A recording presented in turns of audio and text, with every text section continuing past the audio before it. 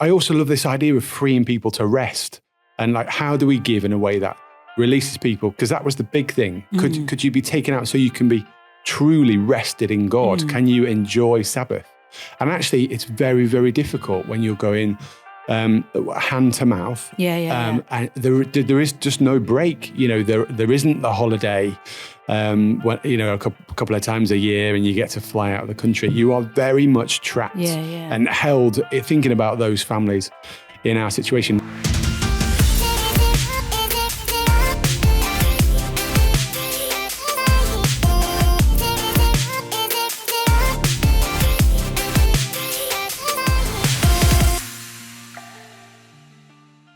Hello and welcome to Season 3, Episode 4 of the Proximity Podcast, which last time Sam accidentally called the Jubilee Plus Podcast. I'm on board with that. Hello, Sam. It's the future, isn't it? I think I should join you.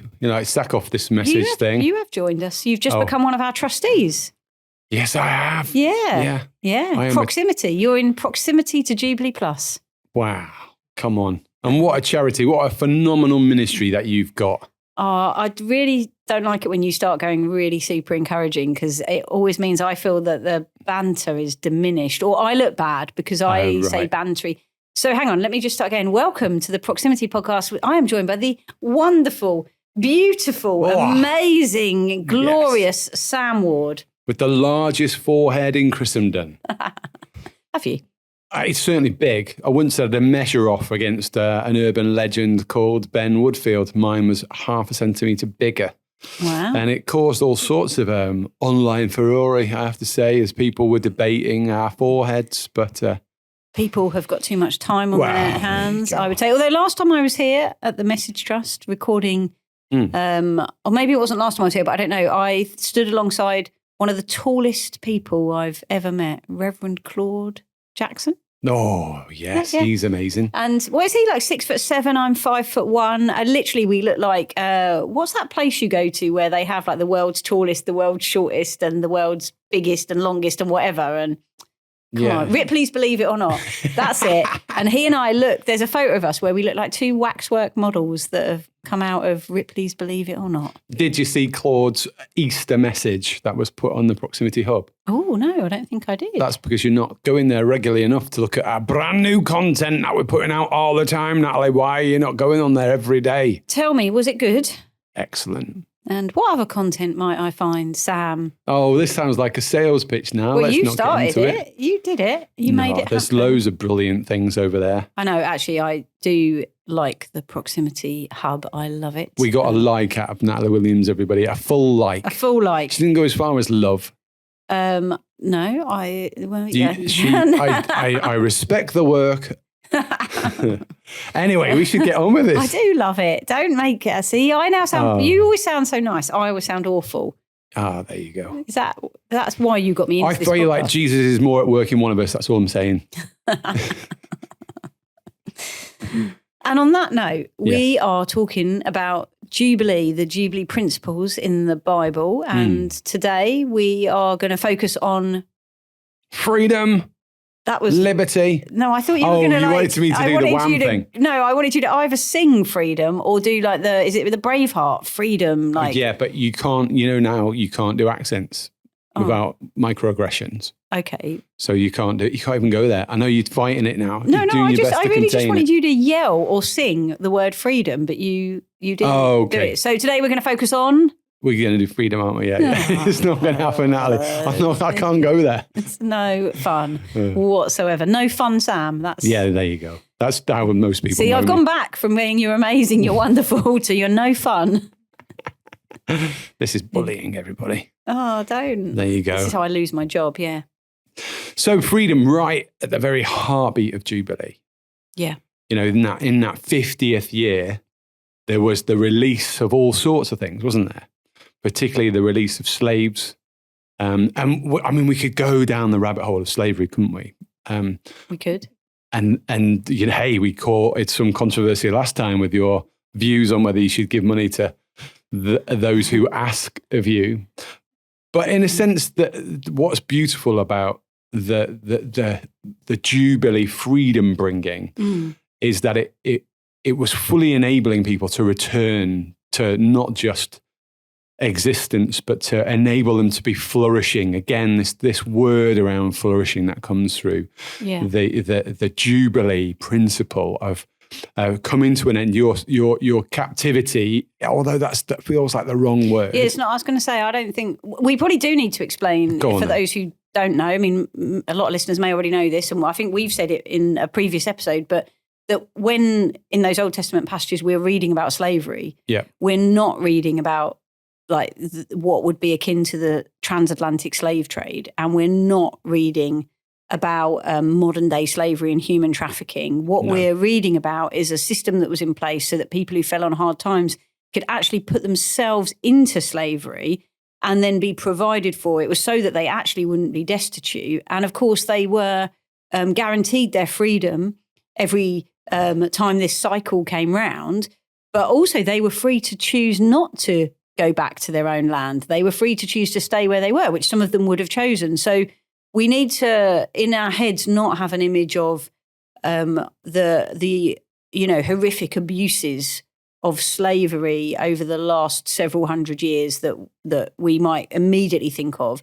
We also need to not have an image in our mind of like modern day slavery, which for me sort of conjures up people handcuffed or chained to radiators and things like that.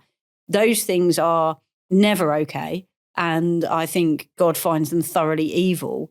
So we do need to be clear that this isn't, when we use the word slavery, when we're talking about these passages in the Old Testament and Jubilee principles, we are talking about something very different to those kinds of slavery, and that actually God's heart, as expressed through the Jubilee principles and the Sabbath year and the tithing year, was actually for everyone to be taken care of and to be dignified and to have worth. Obviously they have worth because they're made in his image, but for that worth to be honoured and reflected in how they were treated. And that's why we see that even like foreigners, you think the people of God, it was supposed to be this distinct and closed community, but actually foreigners are to be treated with dignity. Even animals, actually, it's interesting, isn't it? Like just and the land itself, the Sabbath year, you leave the land fallow to take care of the land. So actually what we're finding in these Jubilee principles and in the Old Testament law of Moses is it's all about provision, protection, and doing good to land, animals, and people. Probably not in that order, but that's what we're talking about. A God who so cares, and particularly about the most vulnerable, that he has taken the time to put in these kind of painstaking laws that he wants his people to follow, so that no one is permanently vulnerable, no one is permanently homeless or hopeless or hungry or destitute. And there is always this cycle of redemption, this cycle of freedom, this cycle of hope that comes around. And I think that's really beautiful. And so we do want to make sure we're not missing the beauty of that in these verses. Within everybody's lifetime as well. Yeah. You're hoping within your lifetime, you'll hit the 50-year cycle at least once when there'd be this freedom. But again, it's the full restoration that comes with that then, isn't there? You're not just released and then you have to work it all out yourself, but you're giving back your land, you're giving back your inheritance. Yeah. And like you were addressing earlier, you're also enabled with some supplies to get you started. And there's this real renewal that comes there. And I would love to see that, outworked. What would that look like in our day and our generation? I think it's really, really tricky. You can see why the Jews stopped doing Jubilee. I think officially Jubilee stopped 600 years before Christ came back, because it now felt an irrelevance, because they were in exile where they had no land of their own. It had been taken from them. It's not like they would get it back at the point of Jubilee. They were all themselves enslaved under another authority or under another country, and therefore it's like they just felt it was now an impossible thing. But I don't know whether there was even principles that they could have contained and continued on with. They certainly carried on with Shabbat rest, and they continue to think about the Sabbath on a regular basis. But certainly there was the end of Jubilee. And then it's never really been brought back. We've not seen it in our times, have we? Particularly. No, I've read that there's no evidence that they ever actually fully enacted the Year of Jubilee. Like there's no historical evidence that was ever fully put into practice in the way that's outlined that God said he wanted it to be done. And I think kind of I have some sympathy with that, because I think, it sounds really, really hard. But also because we know that, we're inherently selfish, aren't we? And preoccupied with our own survival and our own needs and wants. But I think what is interesting, though, is that there are certain Jubilee principles that the religious people in Jesus' day were enacting. And so, even when he says to the scribes and the Pharisees in Matthew 23, Matthew 23, verse 23, he talks about you've neglected the weightier matters of mercy, justice, and faithfulness. But he says before that you tithe your spices. And he lists like dill. I can't even say that properly. But, I think, I don't know, I'm not good at chopping things up, right? But when I try to chop dill, it seems really hard. How would you get exactly 10% of that? Like, that would be really difficult. And yet, so that he's saying to them, you go to great lengths to observe these parts of the law, but the mercy, justice, and faithfulness parts you've abandoned. And they're the weightier matters. And so it's not that they're not taking on board some of the principles, because the tithing year came around every 3 years, was for the provision of the poorest and the priests.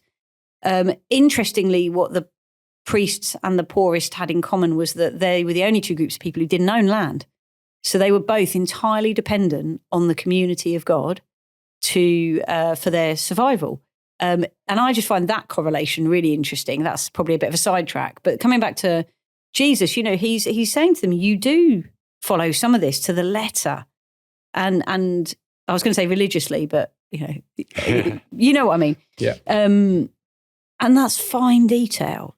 And yet the things that are kind of these matters of the heart, these matters of doing good. So in some ways, they were doing exactly what we talked about in a previous episode. They're living with personal devotion in terms of the little bits they can do on their own, but they've abandoned the community aspect of it. And it's much easier though, isn't it? And you see it even in the UK church. I think we actually naturally default to religious practice and observance because it's far less inconvenient, far less costly.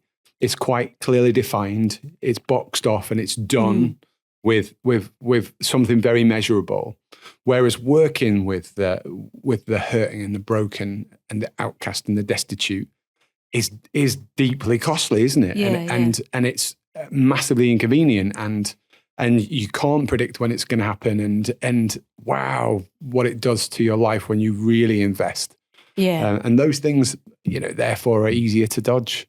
Yeah, definitely. And I think, even if we think about things like tithing, for example, how much am I like the Pharisees and the scribes in that, when I became a Christian as a teenager, quite early on, I was taught about tithing, this biblical principle that I give 10%, the first 10% to God.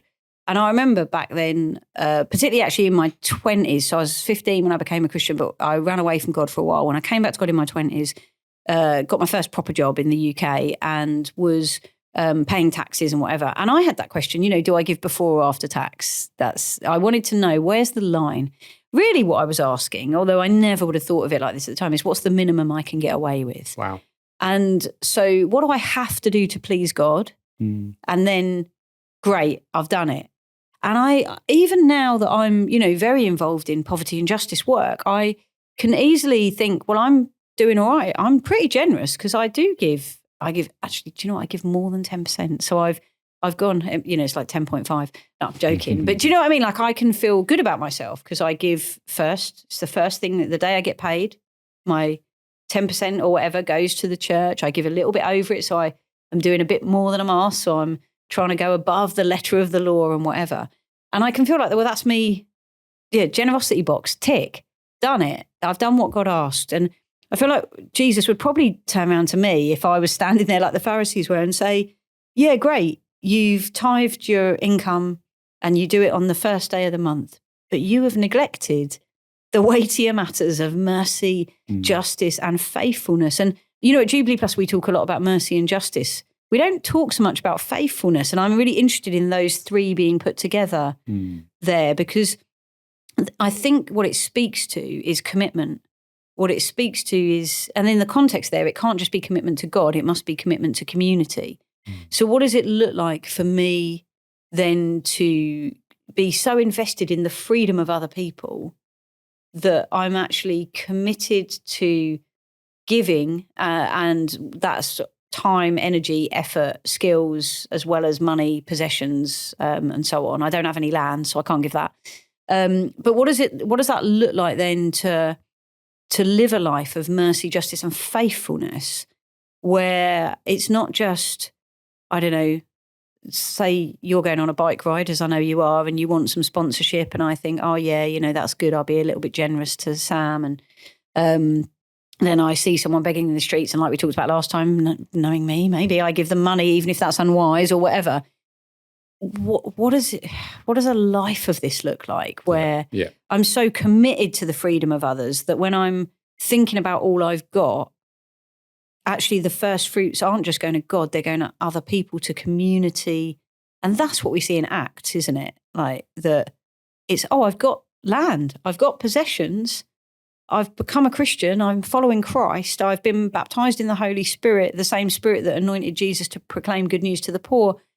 I better sell my land so that those who've got nothing get something. And it's all, again, it's this equity thing, isn't it? Equitable. What word do I mean? Yes, it's equity, isn't it? Sure. I think I'm still lingering earlier. You challenged me to get the word equidistant into a podcast. You've done it. I've done it. But it is like, I feel like there's a danger in saying that, that people are going to say, you sound like a communist or whatever. And I don't think that's not what I'm trying to sound like. It's just that there is a biblical principle of sharing, of community being something of communal. Yeah. And it doesn't mean we all have nothing and everything's all equal, whatever. It wasn't actually like that. It was more that it was equitable.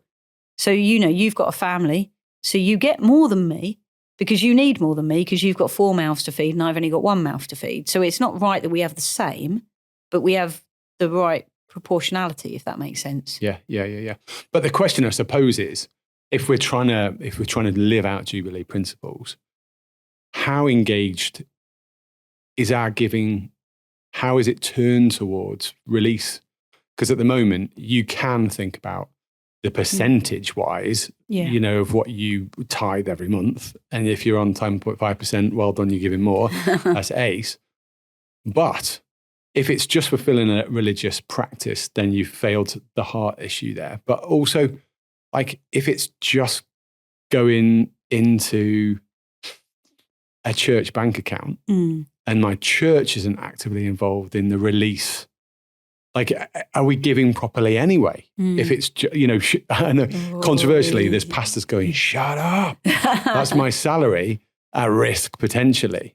But like, should there be something in the nature of our churches that where we sacrificially give and we're less concerned about percentages because we know what giving is? So I've freely received, now freely I give, but I give knowing it leads to the release from bondage, from slavery, from oppression. It leads to setting others free to rest, free to thrive, free to flourish.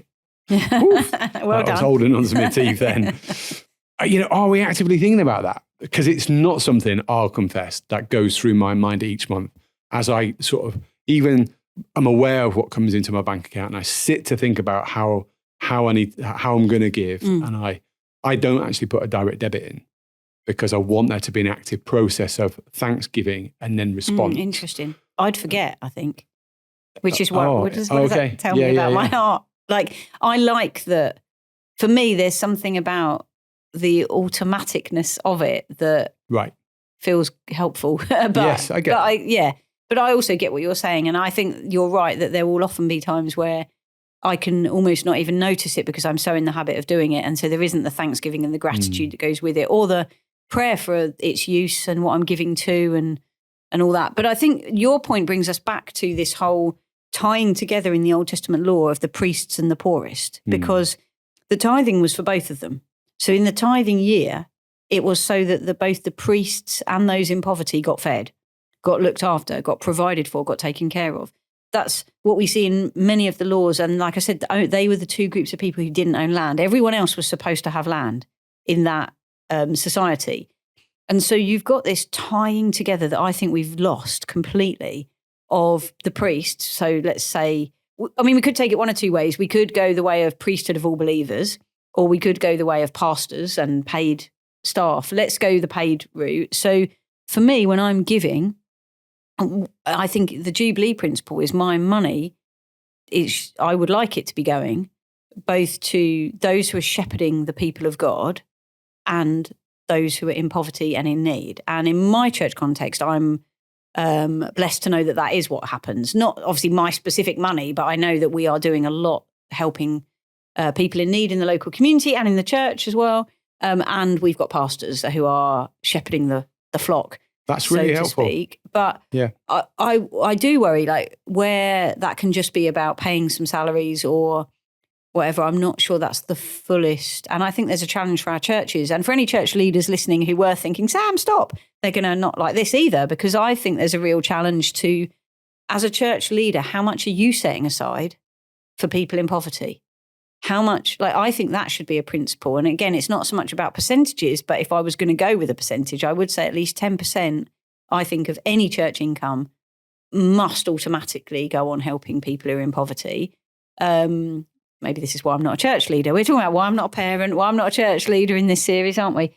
But I think then you want to, I mean, if I was going to push it to its fullest, I'd say, what about if more than half of your income was actually given to people in need? What if we prioritised making sure there wasn't a needy person among us, like Acts 4 says, in our church congregation before we paid any staff? And I totally appreciate, I'm a trustee of a local church. If my pastor's listening, that's me probably in a lot of trouble.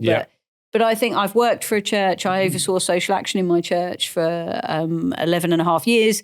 I'm not saying this from a place of ignorance. I'm just saying that actually, if we really want to live this out, I think we'd need to be extraordinarily radical. And I think we need to recapture, it's not just a couple of steps in the right direction, although it's important to take those small steps first. If we really want to live like this, we've got a whole load of stuff to revise how we do it. And even as charities, like, how much does Jubilee Plus give away? We've got a pot which we're calling our generosity fund, because we didn't have that for a while. And then once you're up and running, it's much harder to have it as well. But, like you guys at The Message, I don't know if I'm allowed to say this publicly, you give to us and we give to other charities. Sorry. That's fine. I'm about to dig a hole for myself. But, this principle, some of the other Christian charities we love, every now and then I'll get an email from one of them saying, we just wanted to give you something to bless you in your ministry because we love what you're doing. I think that's pretty countercultural, isn't it? Because a lot of charities, we're fighting for money. Funding's always a battle. We're always struggling. So for charities, Christian charities, to say, no, we're going to have a spirit of generosity too, I think is something of enacting this Jubilee principle. Yes, I really like it. And I think there's sometimes a bit of a problem even within church cultures where we've professionalised care and we've made that the role then of a paid leader because we're all a bit too busy, and therefore we've brought in people who are paid, so our tithing goes towards their care. But if you're not then careful, it becomes an executive function. It takes away the opportunity for volunteerism. I mean, it's one of the things I'll talk about at that forthcoming proximity conference is the danger when we suddenly try and create charities that really let the church off the hook on delivering what it should be. It's really fascinating. But I'm beginning to think, I wondered if we could talk about a specific tester for our thoughts. Should a church pay for the new teeth of someone who's maybe leaving addiction, comes to church, begins this journey with Jesus, working through discipleship, but they're limited by the sort of the extent of bad teeth in their mouth? Should church funds be, or the generosity of Christians, be spent to I'm thinking about this release thing. Does it bring freedom to someone? Is it a modern day way in which we could think with a Jubilee principle in a very practical way in our church? Should tithes and offerings be spent in releasing someone?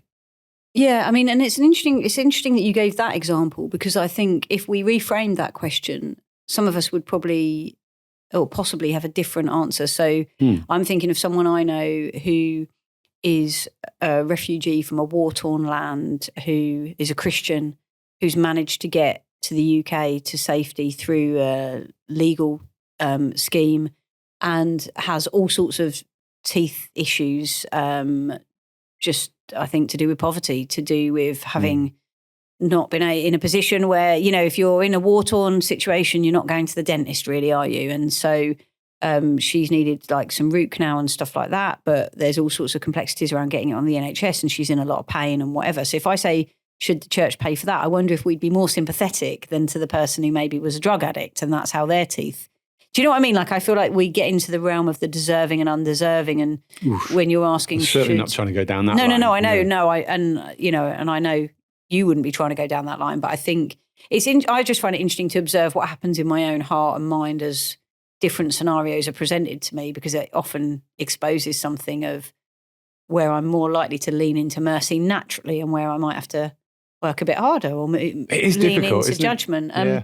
We've got a welfare fund at church, which we've created effectively for Jubilee purposes. Yeah. But it's interesting, there's an application form you have to complete. That would be the justification for the support you'd get. People will have an opinion about whether that is a good thing or not. But but it's interesting then, when you read through the requirements, how do you avoid judgment on the circumstances of their life? But it's so hard. The freedom thing is massive for me. Yeah, and so we've got a similar like cost of living crisis fund. But what we've found, and this is good in many respects, is that so many people in the church have paid into it that we don't have enough people applying for it.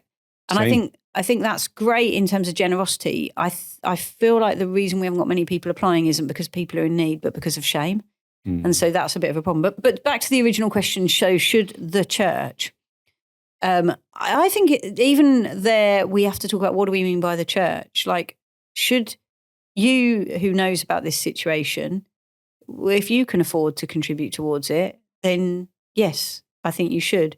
Should the leader of a church have to be making the decision all the time on should this person get this money, should that person get that money, what have you?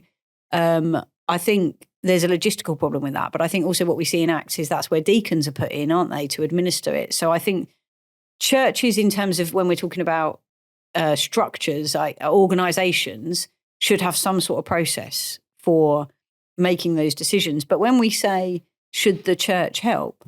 I kind of think, well, should the people of God help? Well, yes, because we want to see people released. And actually, because we live in such a judgmental society, or maybe just because we're fallen people and so we're all judgmental, if someone walks into a job interview and they haven't got any teeth, we are likely to make a judgment about 100%. That person, and it is going to go against them. And it's the same as,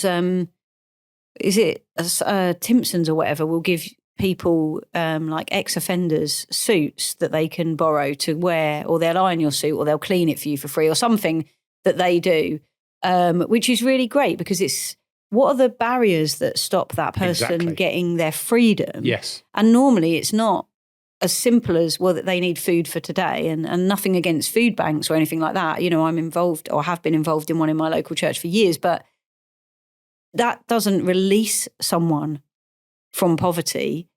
It relieves their poverty, and that's really vital. But I think the Jubilee is, how do we release people from poverty?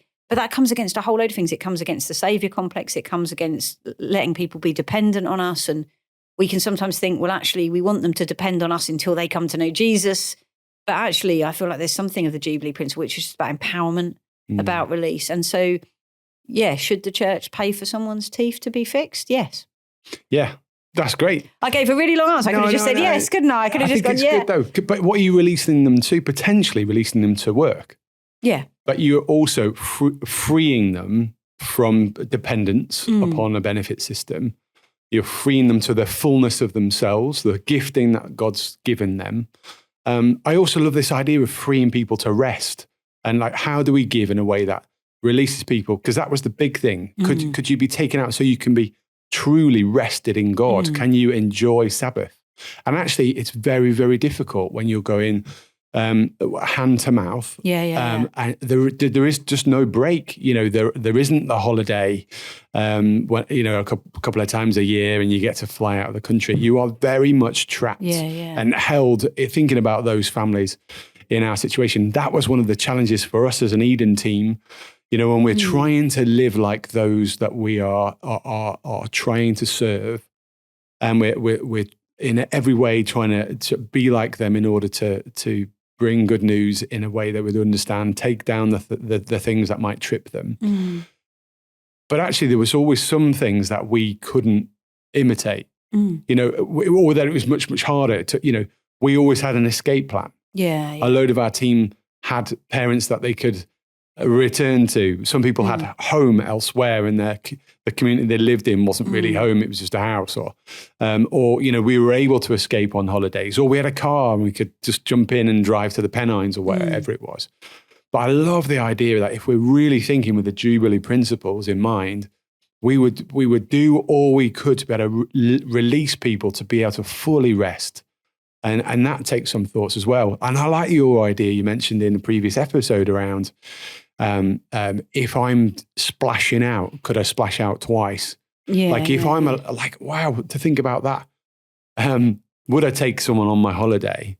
Well, at least would I try and enable them to have a holiday where they might not, Yeah, and actually, interestingly, so I feel like I've been a recipient of a whole load of this stuff from when I was in poverty, when I first became a Christian, and also that my first experience of poverty as a child was through no fault of my own, because I was a kid. My experience of poverty in my 20s was mostly my own fault because I'd made really bad decisions.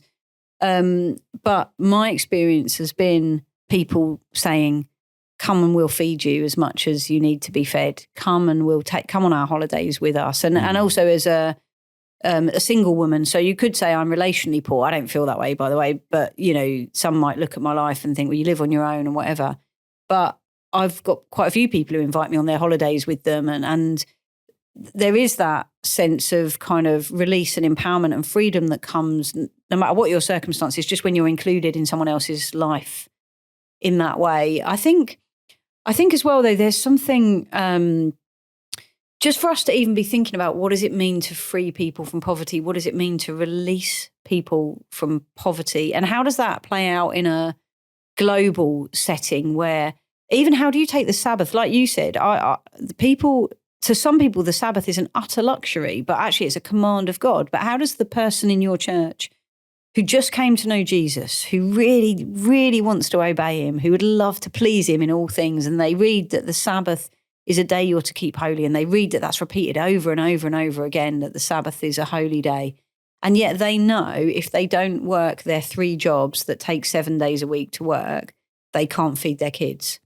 What do we advise them to do? And I know that we are up against it with time, and I wonder if that's something we could pick up next time, or I feel like or leave hanging for people to tell us what they think. But we might, I don't know. I feel like that's a big topic to dive into. Hey, maybe that's where we pick up on the next episode and then continue on in. Can we retain this in our minds and then dig into it a little bit more? Yeah, between us. Surely. Yeah. And we need to get onto shalom, don't we, as well? Actually, there's a freedom to be at peace. And, we're barely getting.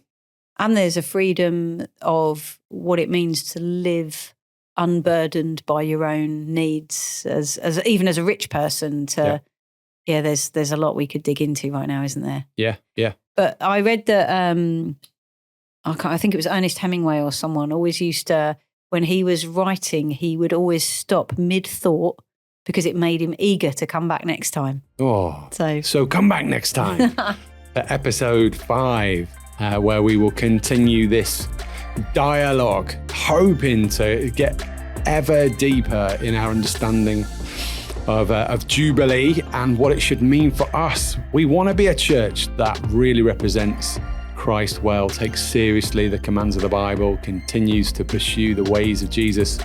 So join us on this journey. Hope this is a blessing to you. We'll see you in episode 5. God bless.